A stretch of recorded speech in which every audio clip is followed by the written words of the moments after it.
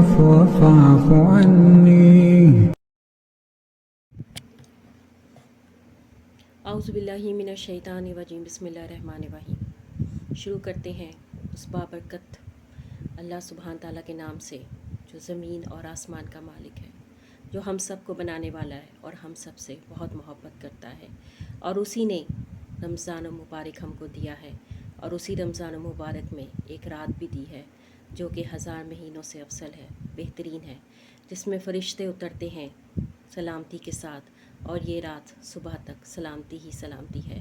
اور اس کوئی ایک صورت کو اللہ تعالیٰ نے سبحان تعالیٰ نے قرآن کا حصہ بنا دیا ہے۔ وما ادراک ما لیلۃ القدر، اور تمہیں کیا معلوم کہ لیلۃ القدر کیا ہے؟ یعنی اس کی اتنی اہمیت ہے، اتنی فضیلت ہے کہ جو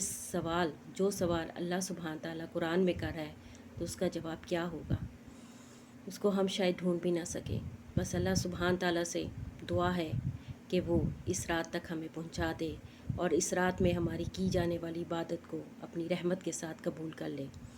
کیسی قدر و منزلت والی رات ہے، تقدیر کے فیصلوں والی رات ہے، رزق، زندگی، موت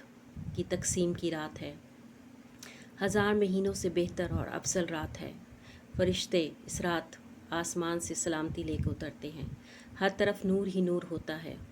ایسی رات جس کو کھو دینے والا ہر بلائی سے محروم ہو جاتا ہے، یہ ایک حدیث کا حصہ ہے۔ ایسی رات جس کی قدر و منزلت اللہ نے اتنی بیان کی ہے کہ شاید ہم اس تک پہنچ بھی نہ پائیں، تو ہم کیسے سو سکتے ہیں اس رات؟ تو کیا اس رات کی ناقدری کی جا سکتی ہے؟ ایسی رات جس میں فرشتے سلام لے کر اترتے ہیں، ایسی رات جب جبرائیل علیہ السلام اترتے ہیں، اتنے بڑے معزز فرشتے جو آسمان سے اتر سکتے ہیں، تو کیا ہم اپنا بستر نہیں چھوڑ سکتے اور اللہ سبحانہ تعالیٰ کے لیے کھڑے نہیں ہو سکتے، رکوع کے لیے اور سجدے میں نہیں جا سکتے؟ یہ سب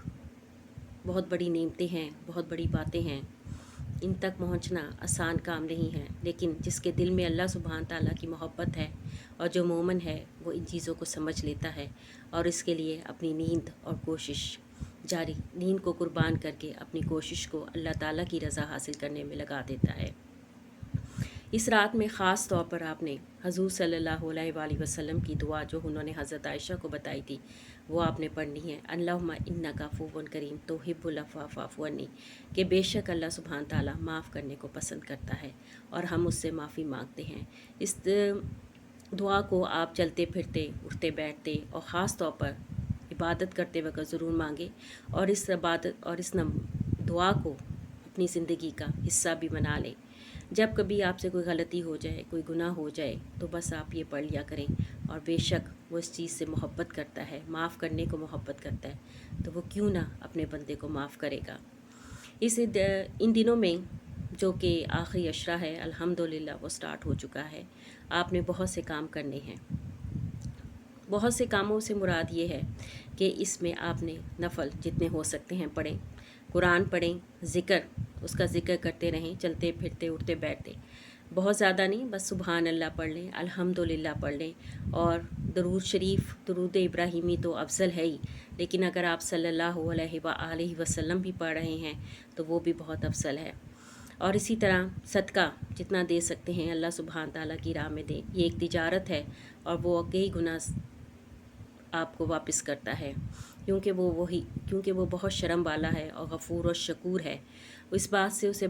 حیا آتی ہے بندے سے کہ بندہ اس کے لیے کچھ کرے اور وہ آگے سے کچھ نہ کرے، تو یہ ہو نہیں سکتا۔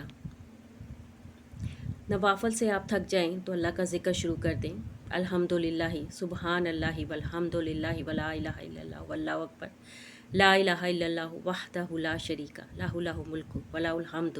وہو علی کل شیء قدیر، اللہم اجرنی من النار، اللہم اجرنی من النار، اللہم اجرنی من النار۔ یہ دعا آپ کریں 3 دفعہ، ویسے تو 7 دفعہ اس کو پڑھنے کا حکم ہے، افضل ہے اس کے لیے، لیکن آپ 3 دفعہ بھی پڑھ لیں، اور بس دعائیں کریں، اپنے لیے کریں، اپنے گھر والوں کے لیے کریں، اور خاص طور پر اس کی محبت مانگ لیں۔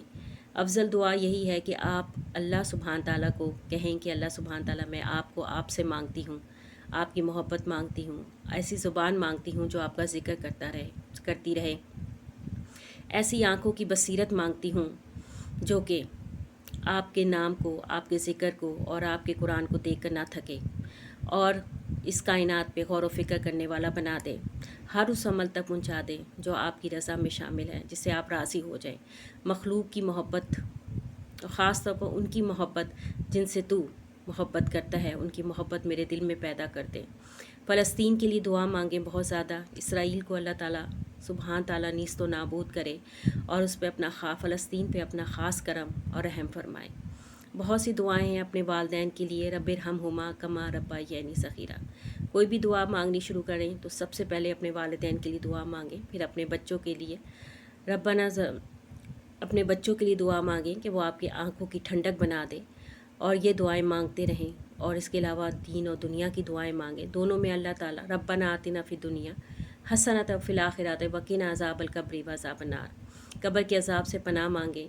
اور بہت بے شمار دعائیں ہیں جو حضور صلی اللہ علیہ وآلہ وسلم مانگا کرتے تھے، تو آپ بھی اپنے آپ کو اپنے زندگی کا حصہ بنا لیں۔ یہ دعائیں جب آپ لیلۃ القدر میں مانگیں گے یا طاق راتوں میں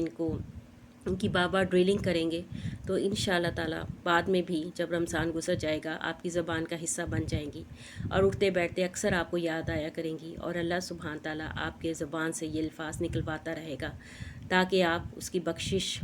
کا ذریعہ بن سکیں ان دعاؤں سے، اور اس کی رحمت تک پہنچ جائیں، اور ہمیں اس مقام تک اللہ تعالیٰ ہمیں جنت میں پہنچا دے، حضور صلی اللہ علیہ وآلہ وسلم کی شفاعت نصیب فرمائے، اور نبی جتنے بھی نبی ہیں، انبیاء ہیں، رسول ہیں، ان سب کی زیارت فرمائے، اور سب سے آخر میں اللہ سبحانہ تعالیٰ کا